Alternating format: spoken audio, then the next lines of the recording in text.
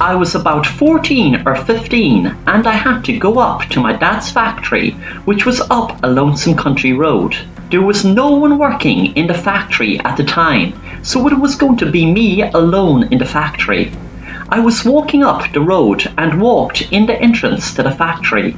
I realised the door was opened ajar and opened it more to walk in, but before I went in through the door, I noticed movement behind me. There was a cafeteria cabin across from the door, and I caught from the corner of my eye a group of men in there hiding behind the window. I know that they must have known I spotted them. I panicked as I knew I had no chance if they attacked me.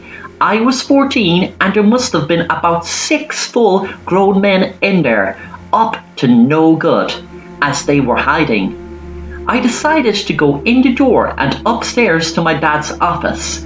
I had no way of locking the door from the inside. As I didn't have the key and with the fear of seeing the men, I forgot to check to see was the extra key in its hiding place. Anyway, the door was open ajar when I got there, so I didn't even think of any key.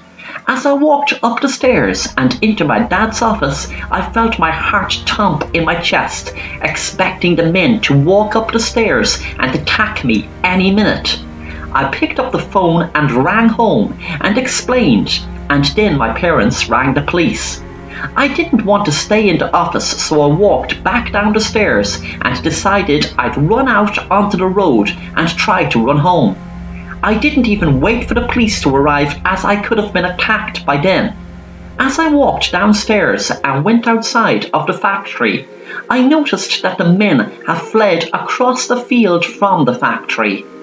When the police arrived later, they noticed that there was a white van parked just up the road from the factory, in the entrance of an abandoned old house. That was a very frightening experience, but I felt great afterwards, knowing that I ruined the robbery in progress.